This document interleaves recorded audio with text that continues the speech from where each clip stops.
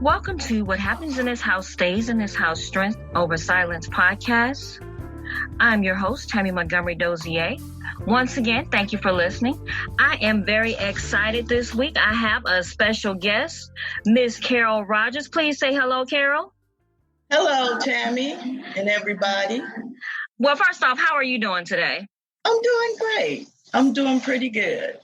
Even though it's a little dreary outside. I understand. Really good. Good. So I have you on here today. I want you to tell us about yourself. Who is Carol Rodgers? I am a wife, a mother, and a very proud and spoiled grandmother. My first and only grandchild. I have 3 children. Okay. Two daughters and a son. I guess I wear a lot of hats. My hobby at one time was cooking. I used to love to cook. And then I had to do it. You know what I mean? I had to have those meals on the table for those children. Right. 3 times a day. And even on weekends, I had to cook. And so then that kind of fizzled out. But, occasionally I will try a new recipe. I like to sew. However, I don't have much time for that, and I haven't done it in a while. I guess you could say I'm a right-brained person, very creative. Okay. Awesome. So I do know one thing, that you are a speech pathologist. And for people who don't know, can you explain to everybody what that is? A speech pathologist helps people, children, individuals who have speech impediments, which means that it could be a language impediment, it could be an articulation problem, it could be something as far as teaching somebody how to swallow again after they had a stroke. So it's all those things. Okay. When I was born with a cleft palate. Oh. And so they said that I would need somebody to help me speak and different things like that. And growing up, I still have somewhat of a stuttering thing, or I get, I talk very fast and different things like that. But they said for the most part, mine turned out okay, because I had to have surgery and everything for that. So I'm sure they say that kids with that cleft palates, is that true? Generally, have speech impediments. You know what? I have not worked with a lot of children that has a speech impediment. Okay. And a lot of times if they, when they're born with it, they do surgery fairly early, maybe about a couple years, maybe after they're born, 3 years. And then they're still learning language at that time. Okay. So, you can work with them and help them to overcome the speech impediment. However, with you, normally, when there's a child who has a cleft palate, you can see it because you can see the scar. Right. And then you can just kind of tell. But with you, I don't see that. So whoever did your surgery did a really good job. Thank you. Yeah, it happened when I was younger. And as you said, I was 2 years old when I had surgery when that happened. So do you work what type of environment do you work in? Is it a hospital, school system? Are you private, one-on-one, or how do you go about doing your job as a speech pathologist? I've done one-on-one, but mainly I worked in the school system because I wanted to have the same schedule as my children. Okay. So when they were off, I wanted to be off too. Okay. Yeah. So it was mainly school systems. So do you find that our kids pretty cruel with other kids that have a speech impediment, or do you think more people are understanding? Or I didn't see a lot of cruelty. There was one young man, he was in the 8th grade, and how he got through school without seeing a pathologist, I have no idea. But when I saw him, he was in 8th grade. He had a very, very bad articulation problem. Okay. However, he ran that school, so to speak. Everybody knew who he was, and they respected him for who he was. Okay. So, yeah, I guess it depends on how you view it as a child and as an adult. My mother-in-law, she still stutters to this day, but when she was growing up, she was ridiculed all the time about hers. So she developed a self-esteem problem, which she kind of still has to this day. Wow. So it can go either way. That is something. People sometimes can be cruel with different things like that. So something else I want to talk to you about. So with the pandemic today, other people are homeschooling. And it is a first for many. Some people, that was never their anticipation, staying at home and being with their kids and have to homeschool. But I do know that you did stay home with your children.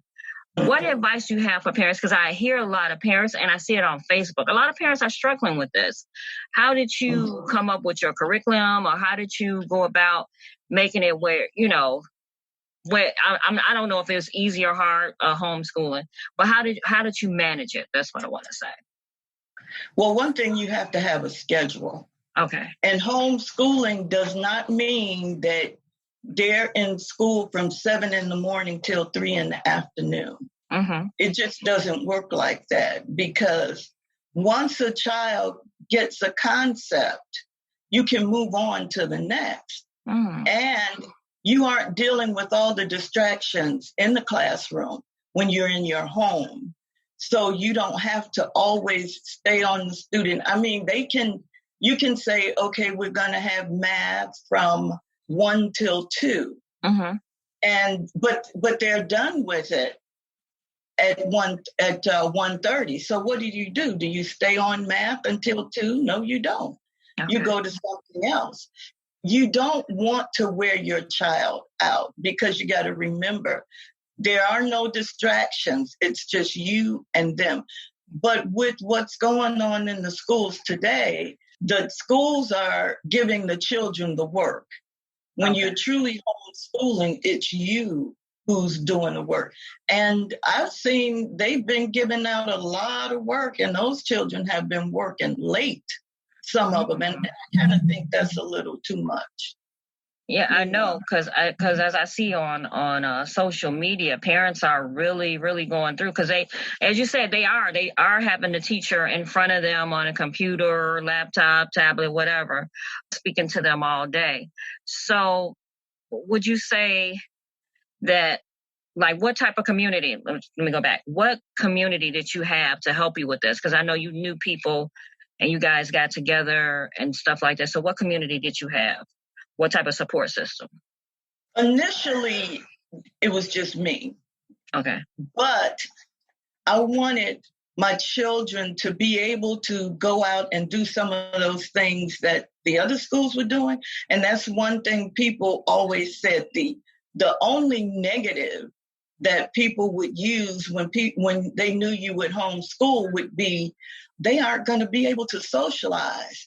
And two things I would say. Number one, with the type of socialization that's going on in some of these school systems, I don't even know if I want my child to know that type of socialization with the bullying and the cliques and, all of that kind of thing. And in the public school systems, they have to have behavioral specialists in order to train the children how to deal with one another. But if you get a homeschool child who's really been well-rounded, they don't need all of that stuff, number one. Number two is there are so many homeschool groups out there, so many groups they have gym. My son was on the homeschool basketball team. He went all around the city. Oh, wow. There's so many things out there for children to do. You pretty much have to pick and choose what to do. Otherwise, your days will be in the streets and less learning time. So would you say that truly homeschooling, the way you did it versus how they're doing it now, or even just going to regular school, would you say that children advance more and quicker homeschooling at home because you don't necessarily have to go by the same curriculum a school does? Like if they, say for instance, they may read on 11th grade, they're in the 8th grade, or may read on the 11th grade level. Then you can just go with that versus having to wait for them to get into 11th grade. Do you just roll with that? Is that better? Yeah, I really, and I do think, again, it really depends on the child as far as, that's concerned. Now, my daughter, I put her in school when she was in 7th grade, and she was reading on a college level. Oh, wow. So she was doing really good. She knew Shakespeare. Oh, wow. And her teacher was so impressed. She said, I've never seen a child who knows Shakespeare at this age. But she was really advanced. That's not to say all children are advanced, but I don't think that, again, you have to just beat them over the head all day with the same things over and over and over. And children, they're like us. I mean, they get bored too. So that's why you have to break it up. And that's why those social engagements, even if you aren't socializing with other parents and children, there are some things you can do. You can go on trips, the same trips that the public schools would go on. And there's just so many things that you can do, enhance the experience.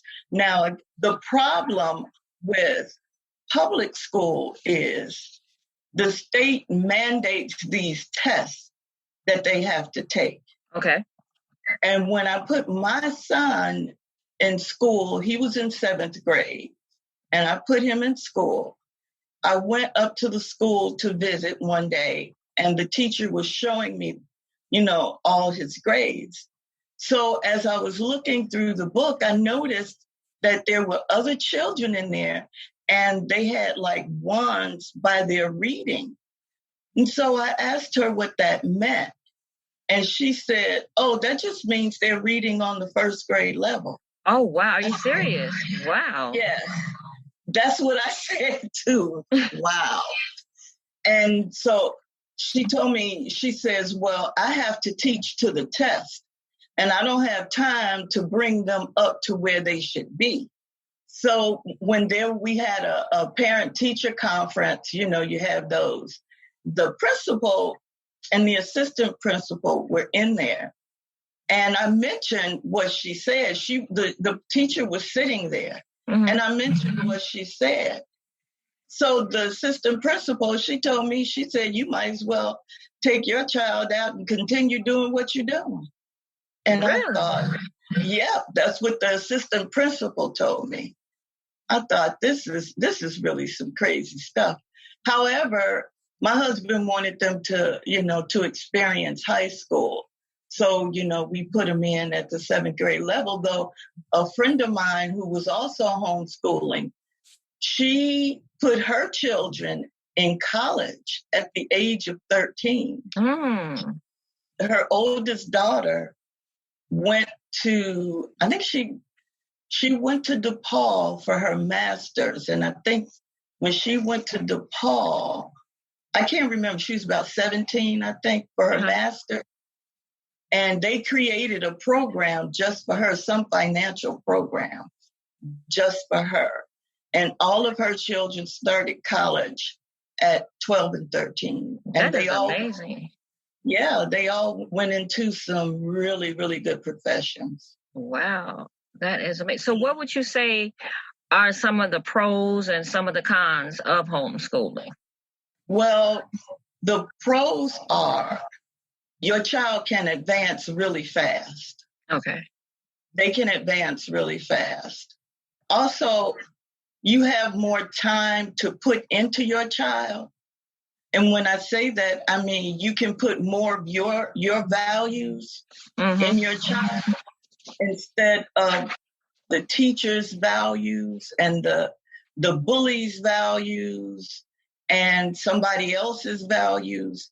So whatever your values are, you can put that into your child and you get to see it. You do have to spend, a lot of time. And that is one of the cons is you are mother and teacher and you're there all day.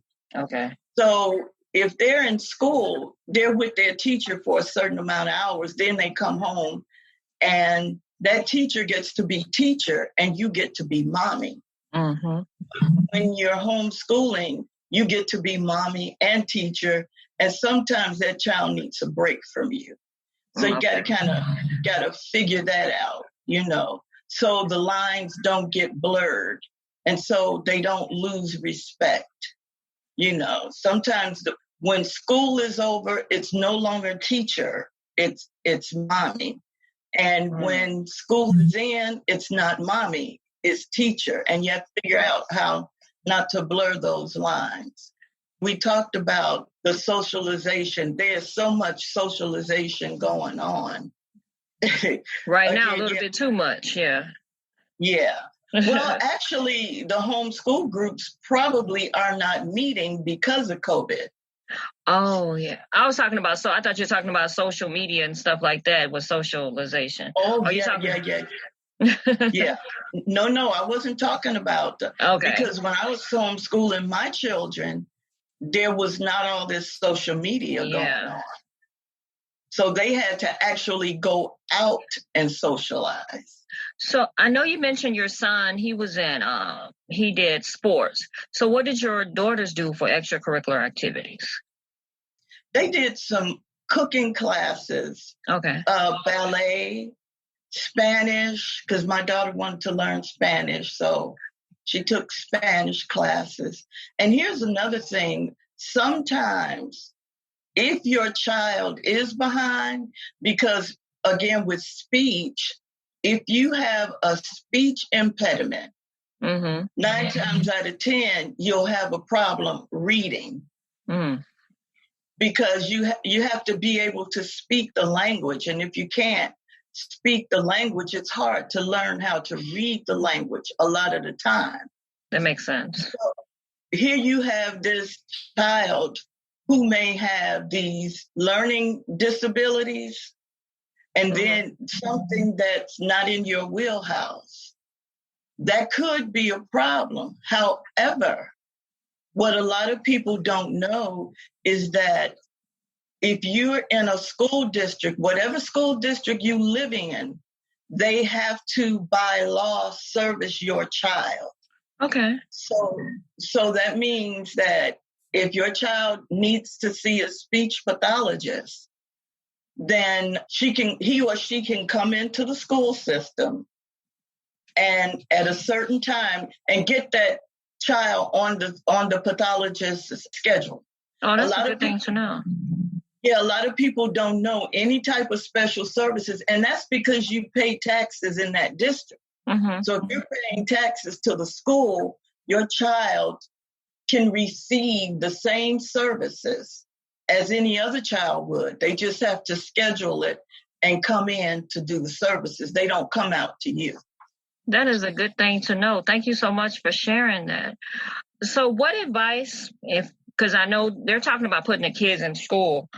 I don't think that's a very good idea because I don't think this thing has settled yet. What advice do you have for people who are going to decide that, you know what, I can no longer do this. I don't want to put my kids in jeopardy. So I'm going to homeschool my child at home. What advice do you have for them starting out? And what are some of the things that you went through, the pitfalls or whatever that happens, something that you can share with them to help them get started? Well, again, the number one thing I would say is a schedule. Okay. Do everything the same time every day. There may be those days you may go off, but don't oversleep. I'm supposed to start school at 7:00, but I don't get up till 9. And my child doesn't get up until 10. Okay, well, we'll start when you get up. Nope. If school is supposed to start at 7, whatever your schedule is, I'm not talking about the public school, because you set your own schedule in your own home. So that's the most important thing. Just get everything on the schedule. If there is a subject that you cannot teach yourself, find somebody who can give that subject justice. Oh, okay. Don't just gloss over it and look at what they've done and say, okay, well, that's good enough. Because it's not good enough. This is your child who you are going to send out into the world. In fact, at one point, you may put them back in school. You want them to be on grade level or above. Mm-hmm. So you want the best possible outcome for your child, so that if there is a subject that you struggle in, then maybe you need to stay up and figure that problem out, or get some help from somebody who can help the child. Okay. And you have to give them some type of socialization during the day. Okay. Give them a class. Even cooking can be a class, because even if you don't cook, you guys can learn together. Okay. But just do something to break up the monotony, so, the child won't look at you as the villain. They'll look at you, okay, my mom is my teacher right now.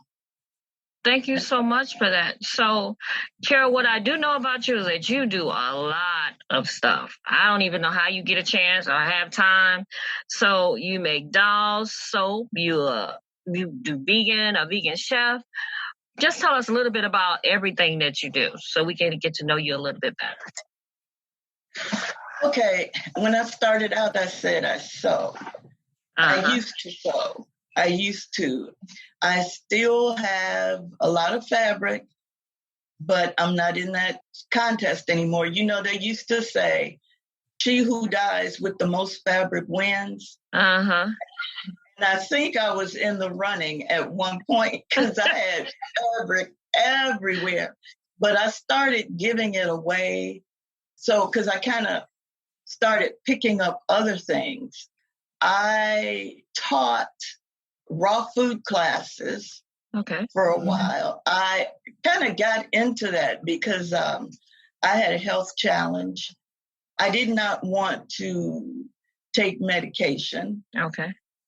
And besides, they were telling me, they didn't know what it was, where it came from, those kinds of things. So I took a health class. Called The Way of Wisdom. Mm-hmm. But it used, I'm not sure if you've heard of Hallelujah Acres. No, I haven't. Yeah, there's this guy, he's been around for years now. His mom died of cancer. Uh-huh. And it was a slow, painful death. Mm. And when she passed away, 6 months later, he was diagnosed with the same cancer. Oh, wow. And he refused chemo and all of that because he felt like it would make you go quicker and more painful. Mm. So he started to juice. And from juicing, he started eating his foods raw. And at that time, he didn't know anything about preparing meals raw. Mm-hmm. So just eat, mostly salad, carrots, kind of stuff like that.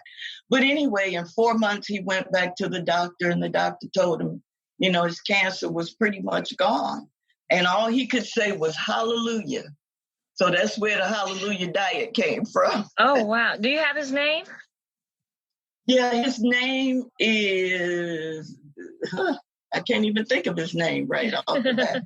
But if you go to Acres, HACRES.com,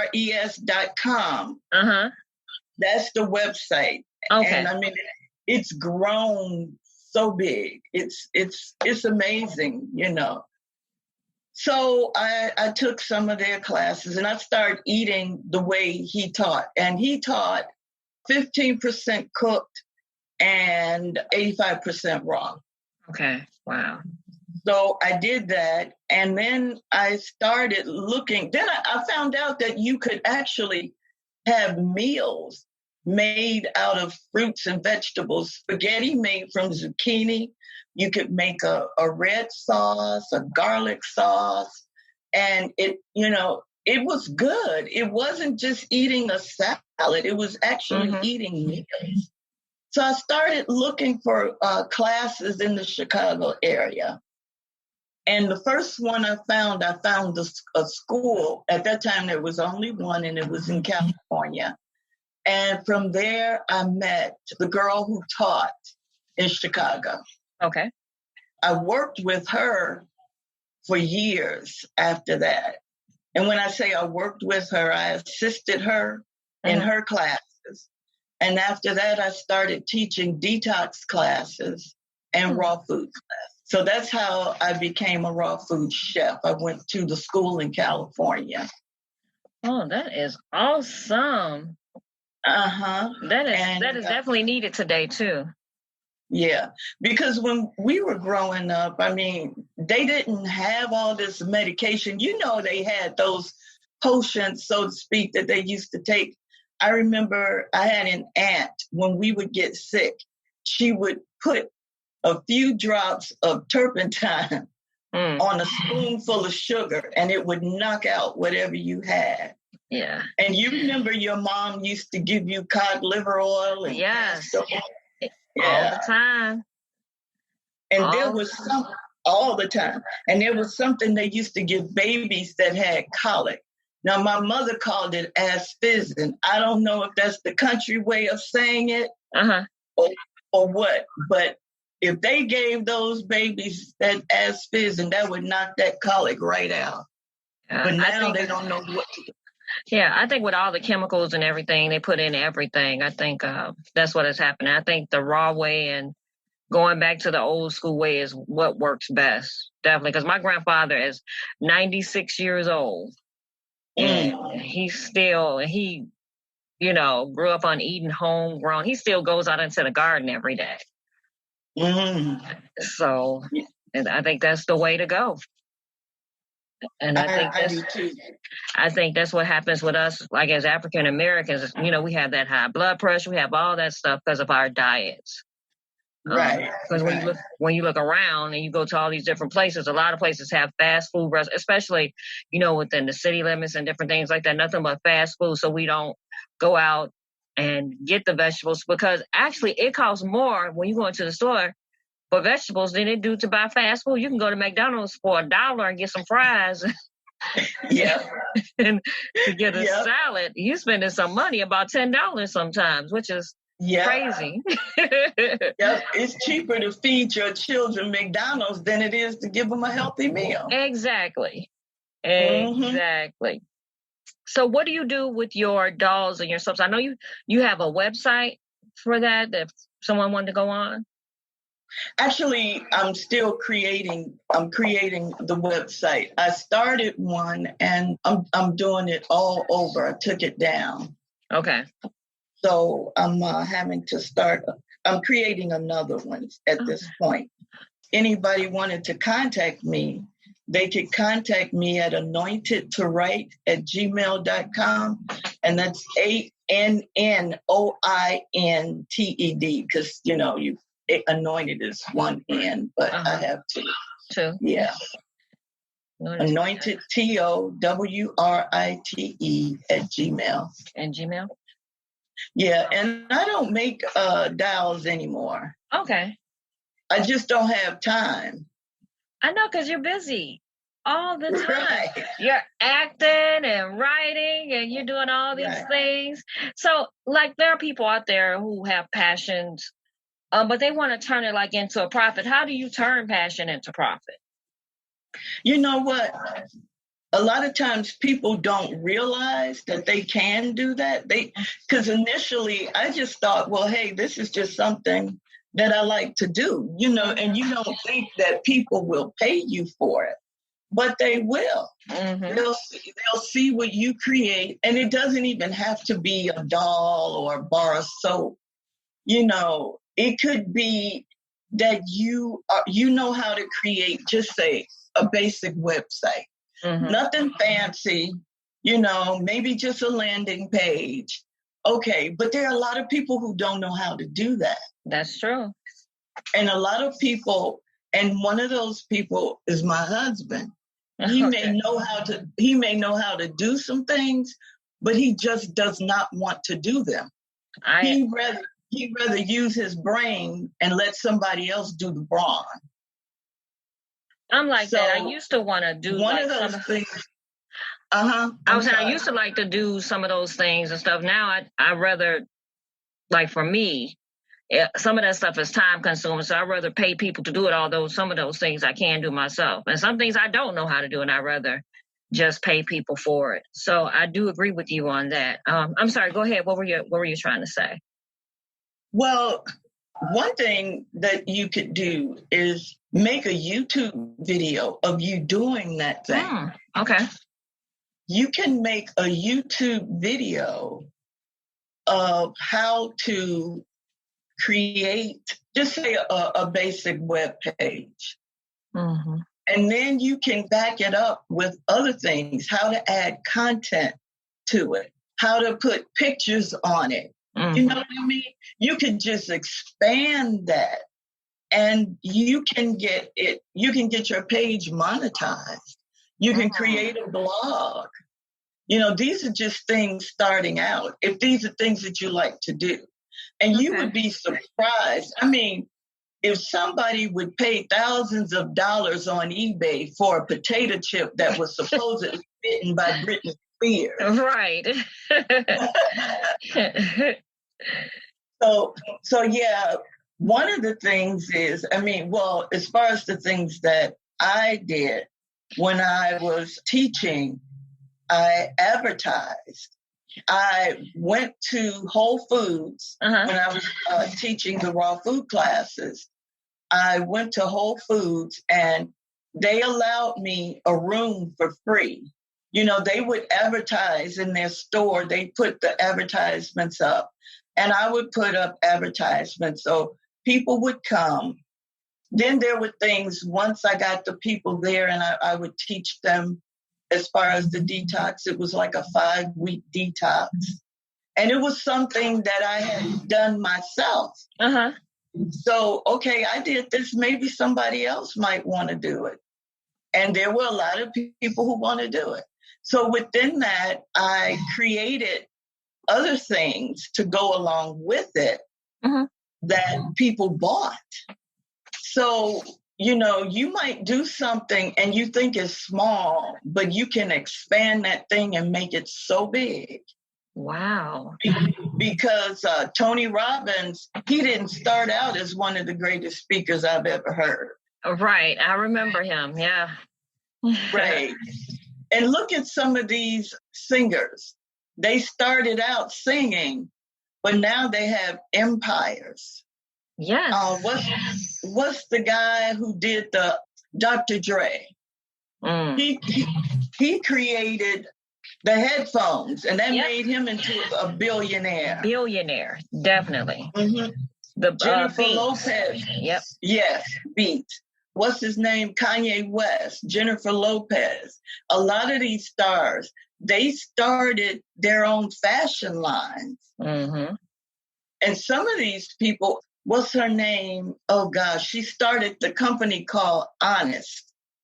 She wanted, for her children, she wanted chemical-free products.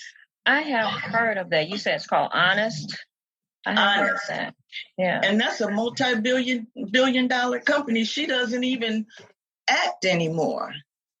So, you know, you can start out with one thing, but you just need to find a niche, you know, find a need somewhere and fill that need. That's about it. And that's something how you can just go and, like what you did with your raw food class, something, a detox class, something so simple. You're like, okay, well, I'm going to go ahead and teach that. And then people started getting more interested. And that's all it takes is an idea and you just being consistent with it and keep going. So that is a wonderful thing. Yeah. So you do, Carol, all I can say is that I admire you. That's because you do so much. Your acting skills when you're acting, because we act together sometimes at the Spot Theater. You do a phenomenal job with that. And I do believe that you are a writer and you wrote an article or something overseas that got published. Is that what happened? Yeah, it was in an international magazine. The article was called The Guide to Becoming a Stronger Woman. So I have another article for them too. It's about the pandemic. So that'll probably be in next month's issue. That is wonderful. I think writing is starting to take over now. Yeah. So that's something that you're doing more of now? Yeah. Writing and my bath and body company. Those are the two things. Okay. So you say you're redoing, so do you have a website for your bath and body company, or are you redoing that too? Yeah, I'm redoing that. Okay. Cool. It was up, but it's down too. Yeah. What are some of your upcoming projects? What are you working on right now? Right now, I am working on finishing. Well, I've already finished my short story for the SPA's book collaboration. Oh, awesome. Yeah, for the book collaboration, everything needs to be in the story. I think for the book collaboration, it's next week, the 25th. And I'm in the editing process of that right now. For the writers contest, that has to be in this weekend, and that's complete. Okay. So yeah, those are some things that I'm working on right now. Okay, awesome. And I'm working on a anti-aging line of cosmetics. Oh, wow. Yeah. Awesome. Do you have like a name for it yet, or still in the works? Well, the name of the company is Water Lilies and Chocolate. Oh, I like that. Water Lilies and Chocolate. So with what you do, I'm sure it's going to be all natural. I cannot wait. Yes, it is. That is a beautiful name. How did you come up with that? You want to know what? I was just throwing names out there. Really? all the names that I came up with, somebody had them. So one day I just sat down and just started writing out names. Okay. Switching them back and forth.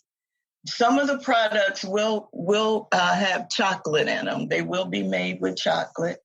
Water Lily is a fragrance that I use. Okay. So put them together, Water Lilies and chocolate. That is beautiful. Well, Carol, I want to thank you for being on my show and speaking with me today. So I do have one final question.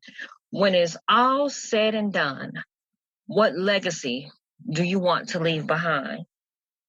When it's all said and done, my legacy that I want to leave behind is one that I helped people, that I grew. I didn't sit down and become stagnant, and that people can learn from that, that if you continue to learn, you'll continue to grow and you'll continue to be the person that God wants you to be. But I guess the major thing that legacy I want to leave, that I loved and I showed it and people knew it by the way I lived.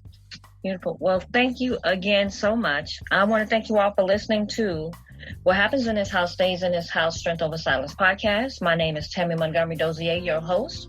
And you can reach me at phone number 773-251-5537, 773-251-5537. My email address is tammym@cblconsulting.net, or you can go on my website at www.connectedbyloveconsulting.net. And remember, we are all connected by love, and thank you all for listening.